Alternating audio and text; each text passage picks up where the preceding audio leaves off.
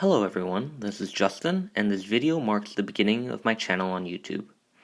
To give a little bit of background on what this channel is going to be about, I am making this channel as an outlet for the average person to digest interesting current events and debate topics. As someone who is fascinated by international relations, philosophy, psychology, and science, I hope to share my interests with you all and hopefully help you understand a little bit more about some of the important topics and events that are occurring around the world. In this video, I will be focusing on a topic that many of you might not be familiar with, the Democratic Republic of Congo 2018 elections that happened on December 30th in 2018, just not too long ago. Here's a quick summary of what happened in 5 minutes. The Democratic Republic of Congo, or the DRC, is one of the largest countries in Africa, approximately 2/3 the size of Western Europe. With over 200 ethnic groups and nearly 250 languages and dialects spoken in the region, the DRC is a diverse country filled with rich traditions and culture. Moreover, it is the world's leading producer of cobalt, which is used to power mobile phones, sterilize medical equipment, and craft airline engine parts. However, the DRC is also one of the poorest regions, suffering from decades of civil unrest, political upheaval, and brutal violence. Since 1960, when Belgium relinquished its colonial rule and granted the DRC independence, there has never been a peaceful transfer of power. Never.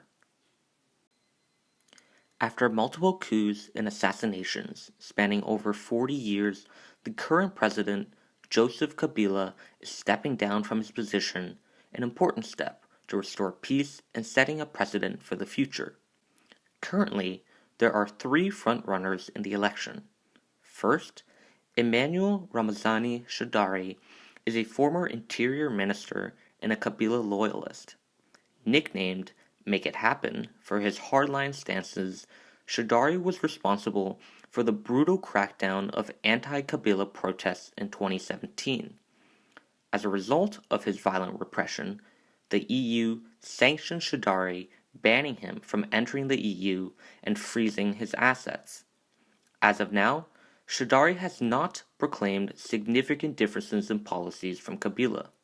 Should he be elected, one can expect little change to the status quo. The second frontrunner is Martin Fayulu, a businessman transformed politician who has promised a dignified and prosperous Congo. Martin has actively opposed Kabila's overstay in power, joining protests and providing an alternative to the current party. Ironically, he is known as the People's Soldier, but as an oil tycoon, he certainly does not represent the Congolese people who make on average only $1 to $2 per day. Should he be elected, one can expect a refocus in military strategy and activities against the rebels and leverage his oil and business experience to boost the economy. The final frontrunner in the election is Felix Tshisekedi, who is the son of a celebrated veteran opposition leader. While young, he has been involved in political activism throughout his entire life and plans to focus on government programs that target poverty. He hopes that these projects can bolster the economy and eventually raise the standard of living, going from $1 to $2 per day to $11 per day. So what are the takeaways? Well, first, you have 3 candidates: a similar ruling elite incumbent, a businessman turned politician, and a people's opposition leader. Second, this could be the first free and fair election in the DRC, setting an important precedent and a foundation for democracy.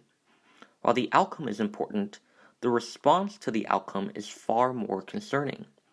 If people can accept the outcome as legitimate, the government may be able to finally take steps in creating strong institutions to combat critical issues like youth unemployment, lack of infrastructure, and social services.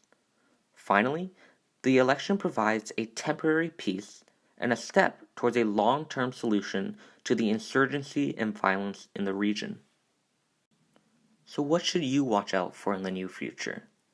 Well, first, electoral fraud. There are already reported delays in counting the votes, logistical errors such as voting machines failing, and even physical barriers in getting people to voting stations. While expected in a country with little experience running elections, as well as a lack of infrastructure, it is crucial that the ruling party not manipulate the vote in favor of themselves. Otherwise, there will be significant backlash and possibly a continuation of the violence. The second thing to look out for is voter turnout. This is an important metric in determining how legitimate and representative an election was. As of now, over 46 million people have cast in votes, around 55% of the population. Although the percentage seems low, it is actually comparable to typical US voter turnout patterns. In fact, in the 2016 US presidential elections, only about 60% of US voters turned out. Thus, as the numbers come in and the polls keep going, keep an eye out on how many people voted and what the distribution is like. Thank you so much for watching this video. If you learned something new and enjoyed the video, please give it a like, subscribe for weekly content, and comment down below if you want me to cover a specific topic.